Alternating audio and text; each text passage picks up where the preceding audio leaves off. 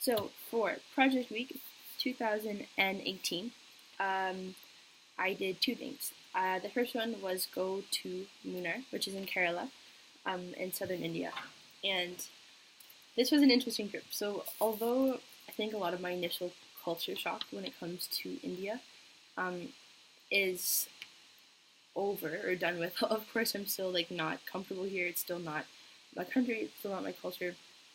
Um, a lot of like the initial like really shocking things or things that really catch me off guard, I'm okay with.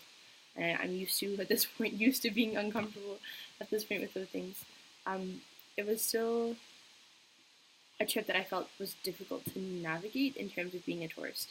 So in the past, I think during my first travel week, or really any time that I've traveled outside of campus, I have a hard time figuring out like when people come up and ask for photos, should I say yes or should I say no? And like how much, um, how like what language to first talk to people in. My Hindi is like extremely limited. I can basically like say hello in order to try, um, and okay, and like give basic directions and like ask how much something costs and all of this stuff. Um, but I think I'm still yeah, and so sometimes like you'll say like namaste to someone and they'll respond in perfect English, and sometimes you'll start someone talking to someone in sometimes you'll start talking to someone in English and then they just look at you very very blankly and you're not really sure. Yeah, so a lot of this confusion I am used to. Um, but there is yeah, I think that there is some new confusion this year as well. So I was traveling with Clara and Megan, and Clara believes very strongly that you should travel like the locals as much as possible. And I think her conception of like the locals is not actually how the locals travel. But she thinks you should do it like very bare, very minimum, only like as cheaply, basically as cheaply as possible. Um, and so sometimes she'll say that this means like traveling like locals, but it's not actually because we don't. Um, for example, like we don't take public buses, or we don't um, always stay in like hostels or something like that. Anyway, and I have a lot of issues with this, um, and it caused a lot of conflict I think throughout the trip. Um, First of all, in terms of ethics, it's not a question that I really feel like I have any solid like opinions to, and I don't really know how to grapple with this on. Um, yeah, I think that like a lot of the arguments that I have for or against different ways of traveling are maybe a little bit more superficial, and maybe a little bit more selfish. And I'm not really sure how okay that is. Um, and even after traveling, I think I'm getting better at it, and like I have more general direction, but I don't have any concrete answers. So Megan and I both are more keen on like, although like um, spending more money when traveling, not just because you can, but just in terms of like fun or like comfort or just wanting to eat at nice places because we spend so much time eating ridiculous, the oily food at the cafeteria. And when we're traveling, it's an opportunity to do something else and do something nice without being like unnecessarily excessive or necessarily or wasteful at all about it. And I do think that that is justified, and I think that um, traveling cheaply, like I think that traveling like it's difficult to travel cheaply. Because I guess the thing in India is that you could always like, or I guess in any countries that you could always travel cheaper. You could always like walk instead of even I don't know taking a plane or anything like that, or just hitchhike or something like that. And I feel like the way that my friends wanted, like the way that Clara wanted to travel, I felt like was a bit hypocritical because it had like the appearance of being very basic, but it really wasn't. And I think that it allowed us to believe that we were being like very conscious and very I don't know, like respectful or even just like conservative without actually being conscious or conservative at all. Um, and I think that like for us it was cheap, but in reality it was like probably like average middle class, and yet we were believing that we were being very like I said, conscious and reflective of what we were doing. Um, Anyway, so the trip ended up being a bit of a weird mix of like doing things very, very cheaply. So, for example, which actually ended up being fun sometimes. So, for example, we would only ever eat at like really random roadside stands that would serve like omelets and really, really, really good bananas. Um, and we would like drink insane amounts of chai. I basically ate fried rice for a couple of days, and then we would do other things like we flew there instead of taking a bus. Um, that, however, was I think more of a question of timing than anything else. It was also my first time in southern India. Um, I don't know if you can really count Maharashtra as being in southern India, but we don't generally. Or I've been way up north a lot more than I really have been what could ever really be called down south. And so that was also interesting. I really expected. I loved it. I thought it was very beautiful. Maybe on a more superficial appreciation level of appreciation, like it was stunning. And there was Munnar. There's tea plantations.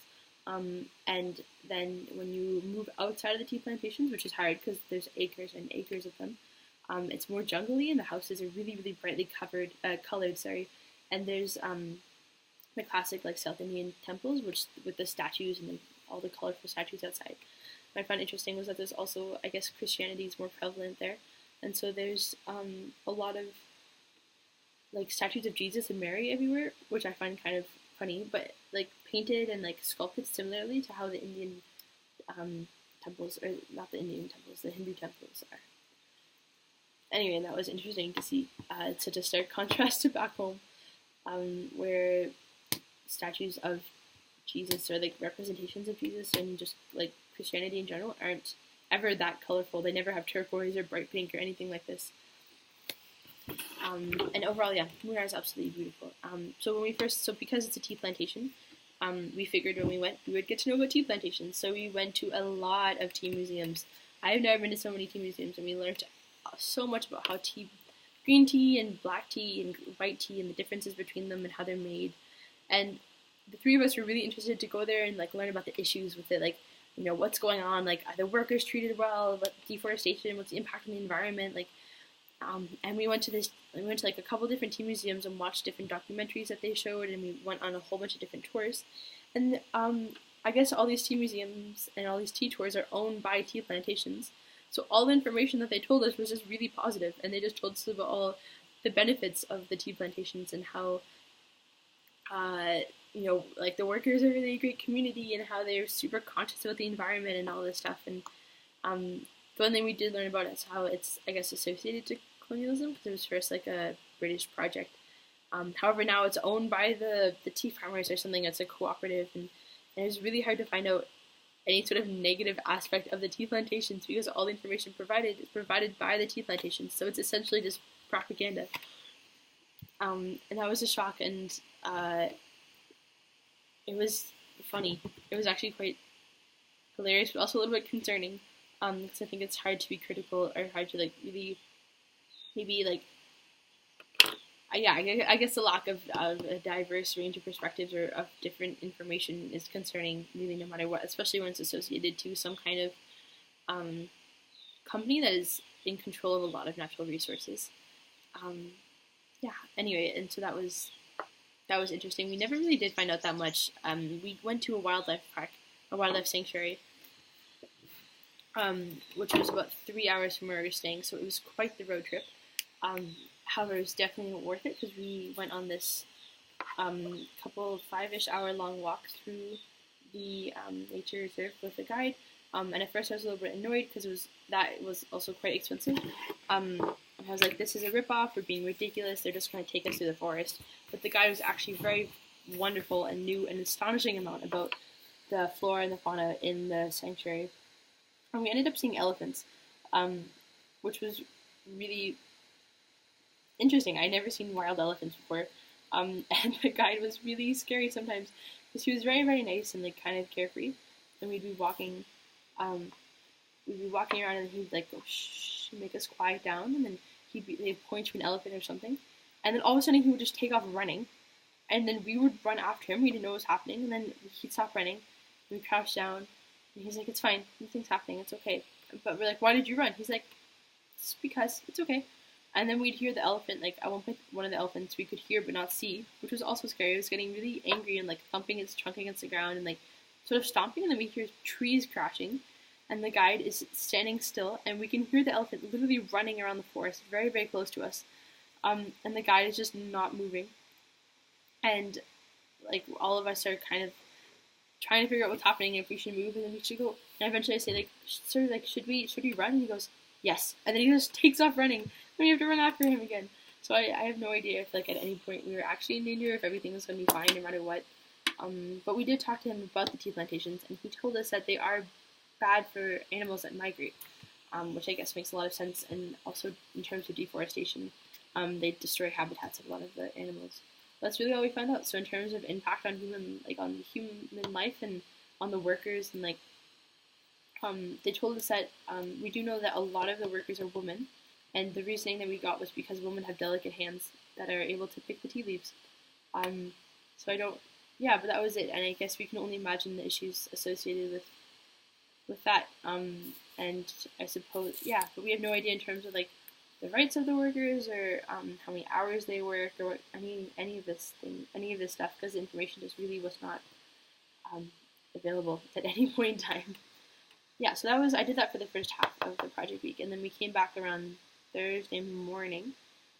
Came back Thursday morning at 5 in the morning, and then at 11 in the morning, a guard came to my room and woke me up, told me there was a fire. So we actually, there have been fires. There have been several massive fires when we were gone. And Jenny was the only coordinator on campus. And there was the first years. The first years were there. And there was, I guess, only a couple second years. And they had to fight, I think it was like an 8-hour long fire at some point. And like almost everything burned down. And Clara and I are also coordinators, and we were having a really, really hard time not being on campus. And there's a group chat, and we were watching all the messages go by of everyone trying to figure out like where to go and how, like, breaks, and like the alarm went off 3 times when we were gone. Like also the Muki group chat of all my classmates, like trying to figure out which alarm it was and just reacting to how many times fire service had to respond. And I'm sure it was undoubtedly harder for Jenny, who was actually the one fighting these fires. It was also really, really difficult to not be there, and not be there because of my own decision. Because like we figured, like we chose to leave. We chose to go and travel instead of staying on campus. Although we did come back approximately halfway through the week, we still missed the major fires. Anyway, but when we got back at 11 in the morning, we got back at 5, and 11 in the morning, a guard came to wake me up. There was a fire, so I grabbed a granola bar and ran, and then we had a 4-ish hour long fire on Instrument Hill, which was really difficult. I think I had to make a lot of hard calls in terms of safety that I'm not used to making. Normally, safety is very straightforward. Risky decisions are clearly risky decisions, and the status quo is safe and what we do, and it's also really effective, and not something that you necessarily need to diverge from. However, in order to put out this fire, we could not just stick to what we normally do, partly because it was on Internet Hill, which is approximately like this in terms of incline. And it was, yeah, anyway, and the entire team was looking to me, and they also sharing their opinions, and like there's a lot of old fire service members who were there, which is also challenging because I think that I often feel like there's a lot of conflict in like leadership when it comes to that. Like I don't know, like they're more willing to stand up to me than they're more willing to try and lead than my team is. So with other fire service members, like it's pretty clear that I'm the coordinator, I'm the leader, I call the shots. But with the old fire service members, it's not that clear, and I have a harder time, I feel, asserting leadership and also just being confident in my own decisions when it comes to this. When it comes to leading them, we ended up putting it out. It took us a very long time, but we did. And then I think I slept the rest of the day. And then the next day, there was another fire, which was absolutely insane. It was the craziest fire I've ever been in my entire life. The guards, so it was under Pradeep's house, and so the main guard was absolutely hysterical, and he was really panicked and like shoved us all into Bolero, and we went off to Pradeep's house, and they've been throwing water on the fire, so when we got there, there was smoke everywhere, and it looked like the apocalypse. Like, so when you throw water on a fire, it creates white smoke, um, which and it was Preeb's house is like here, and then there's like a hill that goes down. The fire was right here, and they're throwing water on it, so all the white smoke was coming up like this, and it looked nuts, and it was terrifying. It looked like the scene of a horror movie with this white smoke, and like it was impossible to see, and like our gas masks, I guess, were only so effective, and it was really hard to like communicate at all and to see each other, and the guards were everywhere, and things were absolutely crazy.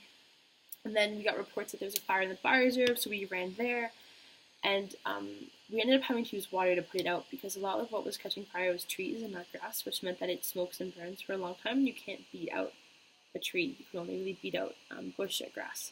So we had to use a lot of water, and guards were running everywhere, and none of the coordinators speak Hindi, and were extremely difficult to communicate with.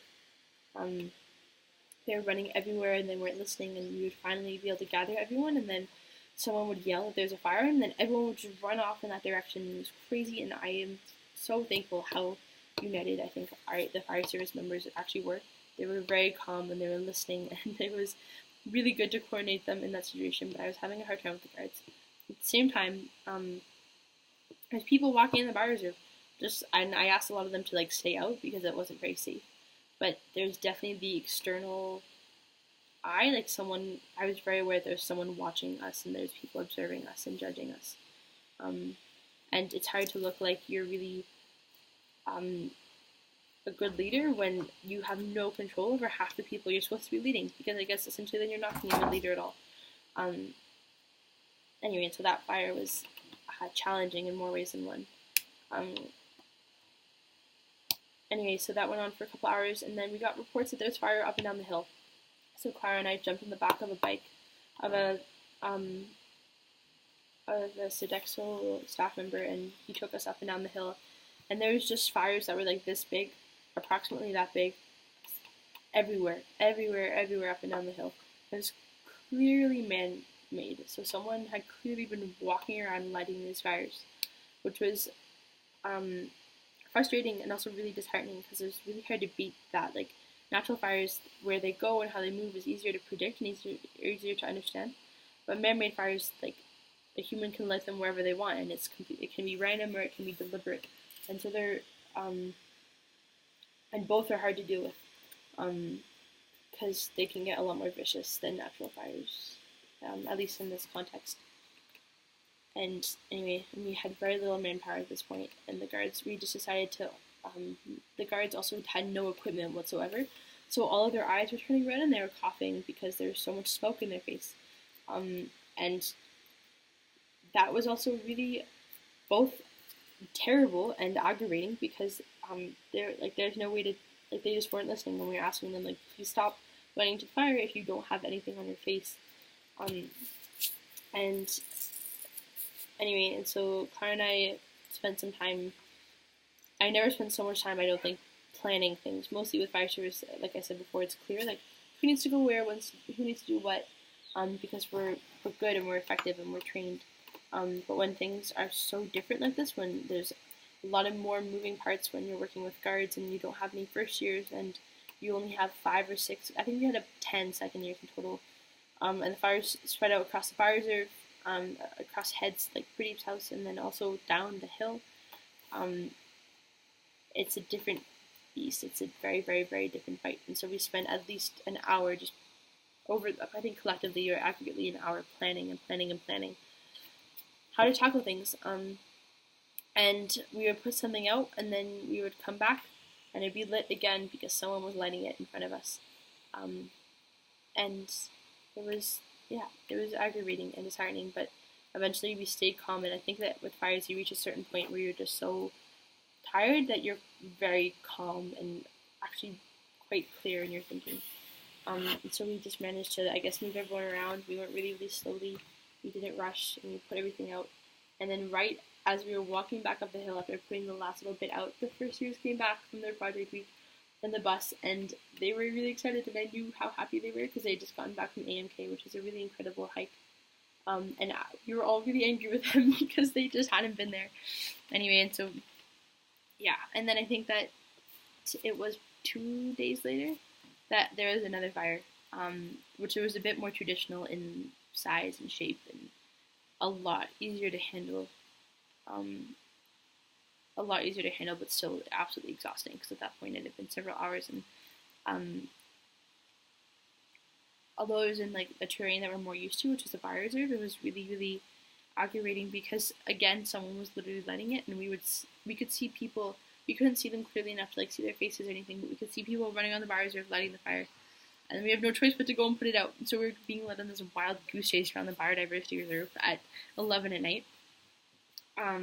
And I think that something that Arvin said then was that, and I think that I have really felt to be true in that moment, and just I think since then, is how fire service is more of an ideology than anything else. Because there's nothing else that could lead us to run around the bioreserve. This chasing after people we don't even know exactly like why they're lighting these fires or anything like that. I guess we used like I guess it's either agricultural purposes or just to aggravate us, but neither of them. Yeah, they knew that they were putting them out, and it was just confusing and complicated. Um, and yet, I think that I also, at that point, was happy because at this point, like in coordinating, I was very and I am very very comfortable as a coordinator, and just grown and learned so much over the course of the year that like, and we had our team together and everyone was there, which is a huge source of confidence. And I just that fire, I think I really felt confident in my coordinatorship, and like I knew how to call the shots, and I knew when if someone challenged me, like how to deal with it, and if I should deal with it, and all of this, and I knew how to communicate with my team most effectively, and so. Although it's bad that things were burning, it was for me like a source of sort of a time when I was really like sitting in my skills in a comfortable way, and or I felt at least confident that I had grown and that I had learned over the course of the past year. Um, I think there was one more fire. Yeah, no, okay, never mind. So there was a situation that happened in the second fire that I was talking about before we walked back up the hill, where a volunteer joined us.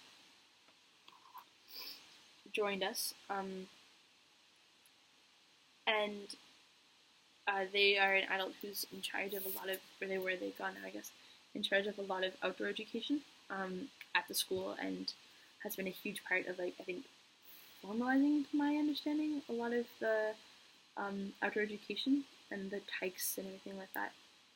And anyway, so they carry a lot of legitimacy, to my understanding. Anyway, and so we had to make a decision where there's a fire down in the valley that we could see, but it wasn't down in the valley. So if we were up here on the hill, there's a fire down here, and it was only probably a 15-minute walk down. But it was going to get big if we didn't put it out, basically. And we didn't want to burn down what little we were able to save. However, it was off campus, and it would be faster at that point just to walk back through the main gate, and not come like back up to the bio reserve. And there's a couple members that I knew I trusted to do this. That if there's any 3 people I would send off into the middle of the farm to put out a fire, it was those 3. And there was Hindi speakers, and they were capable and they were strong. And we were trying to make the decision, and all of a sudden this volunteer started questioning what we were doing, very openly, and started like calling into question our decision to send them off, and like was like, I oppose this, no, I oppose this, and then just started questioning fire service in general, and like just started asking all these questions that we had already asked and that we had already talked about, and clearly they were not aware of that. Anyway, and they started like talking about this in front of the entire team. And I was really frustrated because I think that faculty sometimes put us in difficult situations on campus where like 2 different faculty groups will be telling you 2 different things, and you kind of get, and they each have their own opinion, but but they won't talk to each other and they won't work it out with each other. They just expect you to like make your own decision, and then no matter what, you end up getting in trouble. And I didn't want this to be one of those situations, but I also knew that in terms of like my belief in safety and my belief in like what was the best choice in terms of safety was to send them down and to put out the fire for sure. And I did not have the energy or the time to really justify that to the volunteer, and I knew that like they also didn't believe they believed that it was a bad decision in terms of safety. And I normally, if a teammate would undermine my leadership like that, I would just shut them down. But they were a volunteer and an adult and a superior, so I was not able to do that. And anyway, we ended up sending them down, and then the faculty, the volunteer member, apologized later on, later that day, but also still reminded us that like it was a bad decision in terms of safety. But it wasn't. We talked to like our head, to Arvin, who's like the head of fire service, the faculty in charge of fire service, who did not believe that it was a bad decision in terms of safety, which I also, yeah.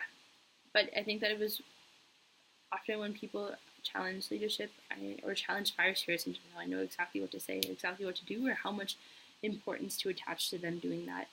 And yet that was not really possible or the case with this, because of like the power difference and like how, even though I was the leader and I was the coordinator, they were technically still in a position of power, and they had a lot more authority than I do, and it was complicated, and it was a situation I had never been in before in terms of fire service. But yeah, on the whole, I think Project Week raised a lot of questions for me, in terms of like what I believe in and also how much I'm willing to stick to what I actually believe in, and suffer the consequences. But overall, it was an experience that I think was a good next step in terms of like me traveling in India.